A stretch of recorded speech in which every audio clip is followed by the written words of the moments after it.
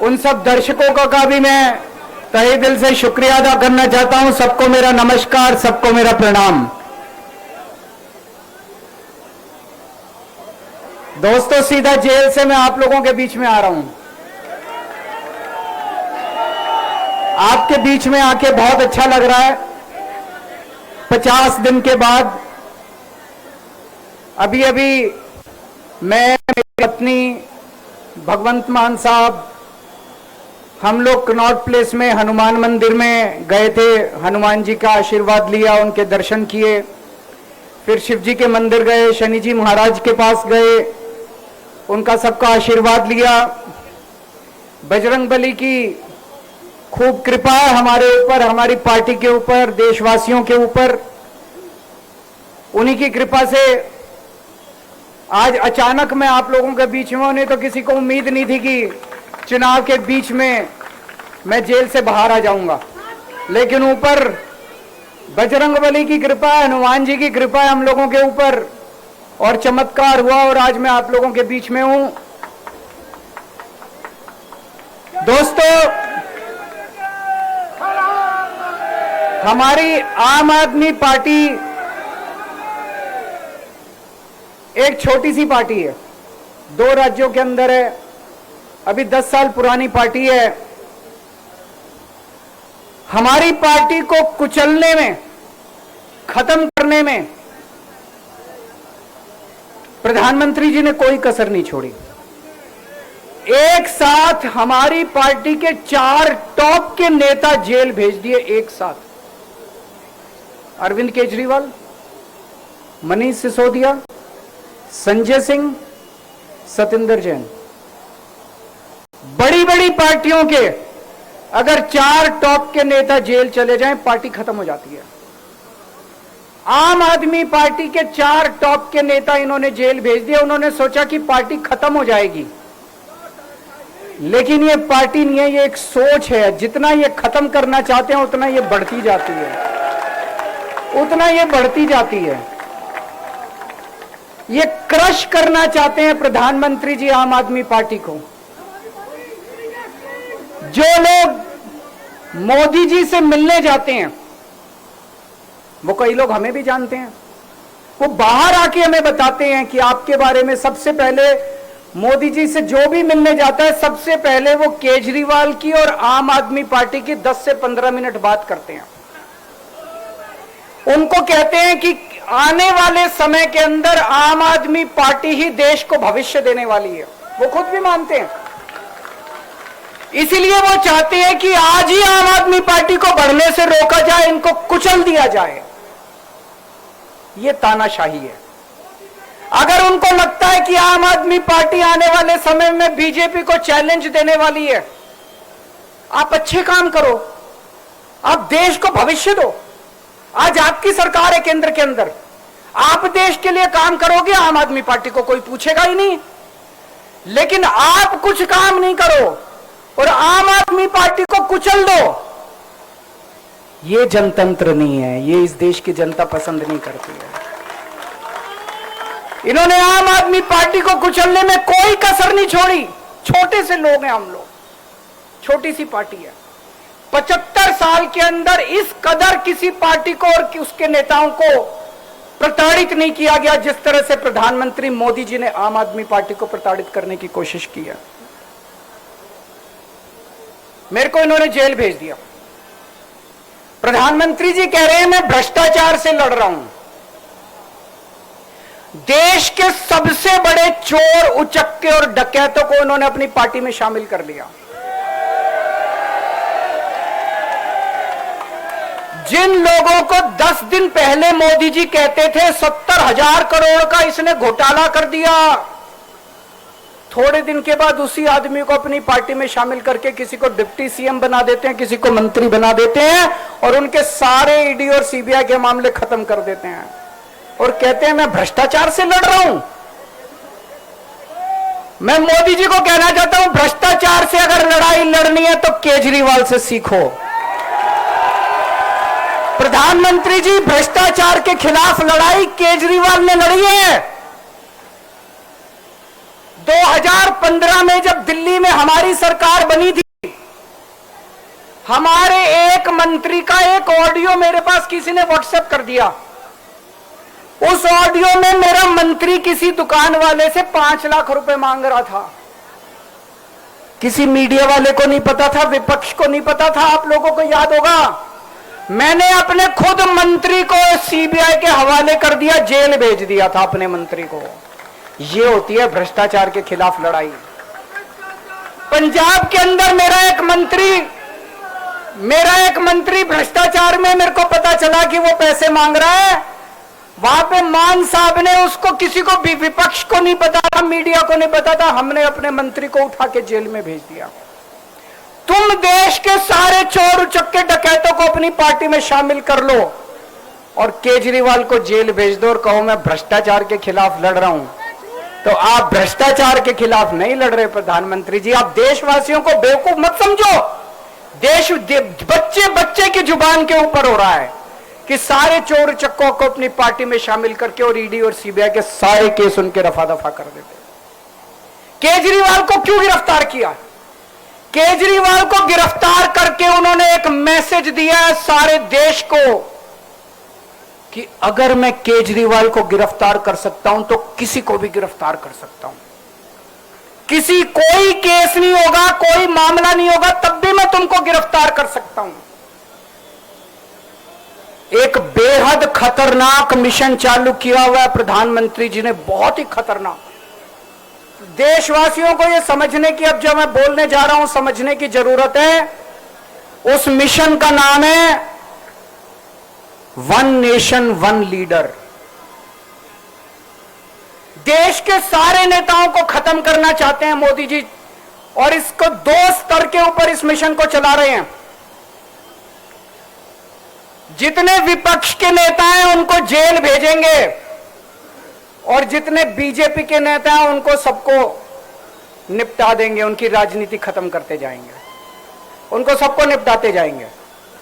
विपक्ष के अंदर आज इन्होंने मनीष सिसोदिया को जेल भेज दिया, संजय सिंह को जेल भेज दिया, सत्येंद्र जैन को जेल भेज दिया, केजरीवाल को जेल भेज दिया, हेमंत सोरेन को जेल भेज दिया, ममता दीदी के कई मंत्रियों को जेल भेज दिया, स्टालिन के कई मंत्रियों को जेल भेज दिया, केरला के सीएम के पीछे पड़े हैं। अगर ये चुनाव जीत गए, मेरे से लिखवा लो एफिडेविट के ऊपर, थोड़े दिन के बाद ममता दीदी जेल में होंगी, तेजस्वी यादव जेल में होगा, स्टालिन साहब जेल के अंदर होंगे, पिनरई विजयन जेल के अंदर होंगे, उद्धव ठाकरे जेल के अंदर होंगे, जितने विपक्ष के नेता ये सारे जेल के अंदर होंगे। अगर ये चुनाव जीत गए, इन्होंने बीजेपी का एक नेता नहीं छोड़ा। आडवाणी जी की राजनीति खत्म कर दी इन्होंने, मुरली मनोहर जोशी की राजनीति खत्म कर दी, सुमित्रा महाजन की, शिवराज सिंह चौहान जिसने मध्य प्रदेश का चुनाव जीत के दिया इन लोगों ने, शिवराज सिंह चौहान ने उसको मुख्यमंत्री नहीं बनाया, उसकी राजनीति खत्म कर दी। वसुंधरा राजे की राजनीति खत्म कर दी इन्होंने, खट्टर साहब की राजनीति खत्म कर दी, डॉक्टर रमन सिंह की राजनीति खत्म कर दी। अब अगला किसका नंबर है? योगी आदित्यनाथ। अगर ये चुनाव जीत गए, मेरे से लिखवा लो, 2 महीने के अंदर उत्तर प्रदेश का मुख्यमंत्री बदल देंगे ये लोग। योगी आदित्यनाथ की राजनीति खत्म करेंगे, उनको भी निपटा देंगे ये लोग। यही तानाशाही है दोस्तों। वन नेशन वन लीडर ये चाहते हैं, एक ही तानाशाह इस देश के अंदर बचेगा, एक ही तानाशाह इस देश के अंदर बचेगा। हमारा देश बहुत महान है, 4000 5000 साल पुराना हमारा देश है। इसके पहले पिछले 4000 साल में कई मौके आए जब इस देश के ऊपर तानाशाहों ने कब्जा करने की कोशिश की, लेकिन हमारे देश के लोगों ने उन तानाशाहों का तख्ता उखाड़ के फेंक दिया। जब जब हमारे देश में ऐसा मौका आया कि तानाशाह ने हमारे देश के ऊपर कब्जा करने की कोशिश की, इस देश की जनता ने उसका तख्ता उखाड़ के फेंक दिया। आज एक तानाशाह इस देश से जनतंत्र खत्म करना चाहता है, आज एक तानाशाह इस देश से लोकशाही खत्म करना चाहता है। मैं पूरे तन मन धन से लड़ रहा हूं, संघर्ष कर रहा हूं उस तानाशाह के खिलाफ। 140 करोड़ लोगों का साथ चाहता हूं मैं। मेरे अकेले के करने से नहीं होगा, 140 आज मैं आप लोगों से भीख मांगने के लिए आया हूं। 140 करोड़ लोगों से 140 करोड़ लोगों से भीख मांगने के लिए आया हूं। मेरे देश को बचा लो, मेरे भारतवर्ष को बचा लो। मेरा भारत बहुत महान है। इस तानाशाही से बचा लो मेरे दोस्त, मेरे देश को।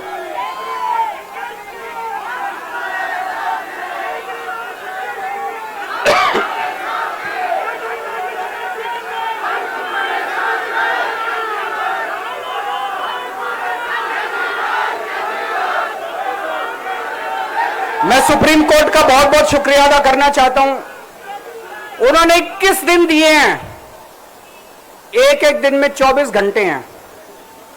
मैं एक दिन में 24 में से 36 घंटे काम करूंगा। पूरे देश भर में घूमूंगा इस तानाशाही को रोकने के लिए। दोस्तों, जितनी मेरे अंदर ताकत है, मेरा सब कुछ कुर्बान है देश के लिए। मेरा तन मन धन सब कुछ कुर्बान है मेरे देश के लिए। मेरे खून का एक एक कतरा मेरे देश के लिए, मेरे शरीर का एक एक कतरा, मेरी जिंदगी का एक एक पल मेरे देश के लिए। मेरे देश को बचाने के लिए मैं पूरे देश में जाऊंगा। दोस्तों, अब एक बहुत महत्वपूर्ण बात करने जा रहा हूं, उसको ध्यान से सुनना। ये लोग इंडिया गठबंधन से पूछते हैं आपका प्रधानमंत्री कौन होगा। मैं बीजेपी से पूछता हूं आपका प्रधानमंत्री कौन होगा। आप लोग सोच रहे होंगे केजरीवाल क्या बात कर रहा है, मोदी जी होंगे। नहीं, मोदी जी अगले साल 17 सितंबर को 75 साल के हो रहे हैं। बीजेपी के अंदर मोदी जी ने 2014 में मोदी जी ने खुद ने रूल बनाया था कि बीजेपी के अंदर जो भी 75 साल का होगा उसको रिटायर कर दिया जाएगा। सबसे पहले आडवाणी जी को रिटायर किया गया, उसके बाद मुरली मनोहर जोशी जी को रिटायर किया गया, फिर सुमित्रा महाजन को रिटायर किया गया, फिर यशवंत सिन्हा को रिटायर किया गया। अब मोदी जी अगले साल 17 सितंबर को रिटायर होने वाले हैं। तो मैं बीजेपी से पूछना चाहता हूं आपका प्रधानमंत्री का दावेदार कौन है। दोस्तों, अगले साल 17 सितंबर तक अगर इनकी सरकार बनी, तो उस पर भी आऊंगा मैं। अगर इनकी सरकार बनी तो पहले अगले 2 महीने में योगी जी को निपटाएंगे ये, और उसके बाद मोदी जी के सबसे खास अमित शाह को ये प्रधानमंत्री बनाएंगे।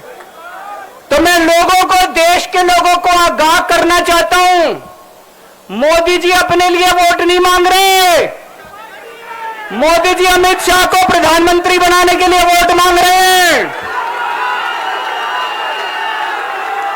मैं पूछना चाहता हूं मोदी जी से और अमित शाह जी से, ये मोदी की गारंटी पूरी कौन करेगा? क्या अमित शाह मोदी की गारंटी पूरी करेंगे? जब आप अगर जो वैसे तो मेरे को लगता है, मैं भी आऊंगा उसके ऊपर, मुझे नहीं लगता इनकी सरकार बन रही है, लेकिन जो बीजेपी को वोट देने जाएं वो ये सोच के जाना कि आप मोदी जी के नाम पे वोट नहीं दे रहे, आप अमित शाह के नाम पे वोट दे रहे हैं।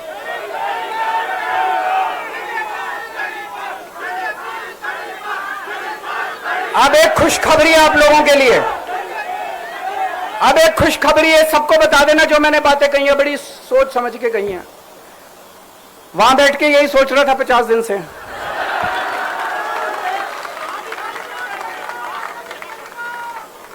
दोस्तों, पूरे देश के मेरे को बाहर निकले हुए 20 घंटे हो गए।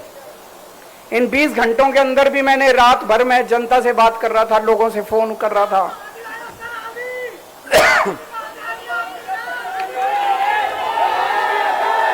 क्या बोल रहे? रात को आंधी आई थी।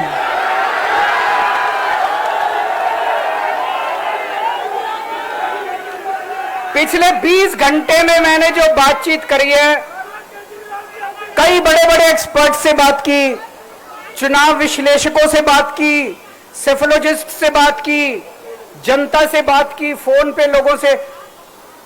मेरा अपना आकलन है कि 4 जून के बाद इनकी सरकार नहीं बन रही, मोदी सरकार नहीं बन रही।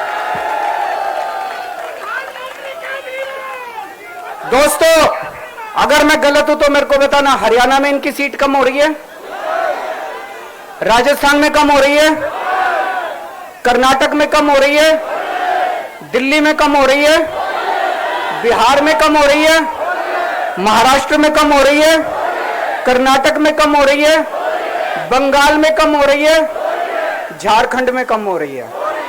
बढ़ कहां रही है? यूपी में कम हो रही है, बढ़ कहां रही है? बड़े एक भी जगह इनकी सीटें नहीं बढ़ रही हैं। मेरा अपना मानना है, और सट्टा बाजार में भी जो चल रहा है, इनकी 220 से 230 के बीच में सीट आ रही है, उससे ज्यादा सीट नहीं आ रही है।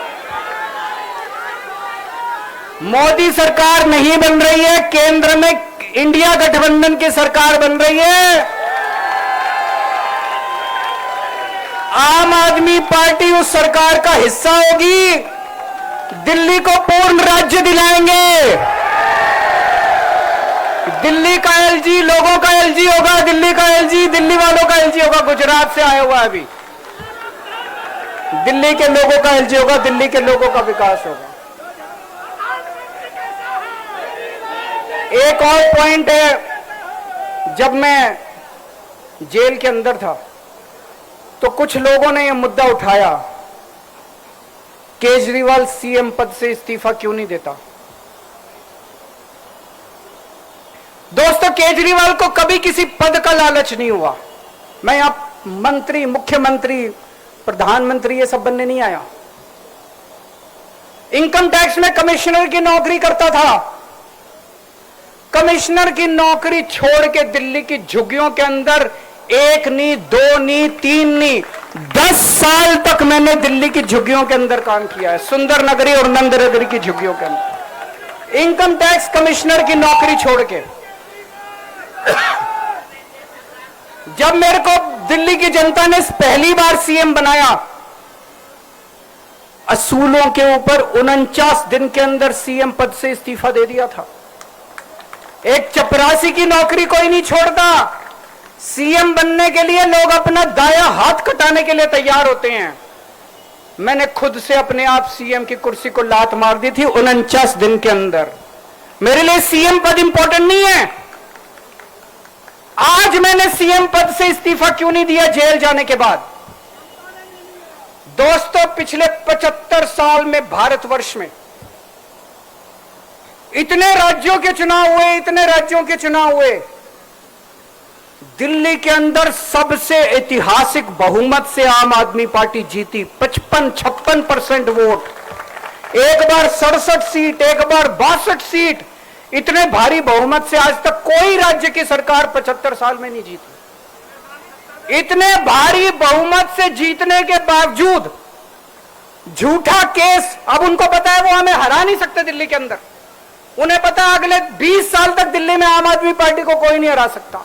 तो उन्होंने एक षड्यंत्र रचा, राजनीतिक षड्यंत्र रचा। केजरीवाल को झूठे केस में जेल भेज दो, केजरीवाल को इस्तीफा देना पड़ेगा, केजरीवाल की सरकार गिर जाएगी। उन्होंने ये षड्यंत्र रचा। मैंने कहा मैं भी इस्तीफा नहीं दूंगा। तुम अगर जनतंत्र को जेल में कैद करोगे तो जनतंत्र जेल से चला के दिखाएंगे। दोस्तों, सरकार भी जेल से चला के दिखाएंगे। कतई इस्तीफा, तुम्हारे ट्रैप में फंसने वाले नहीं हैं हम। ये अगर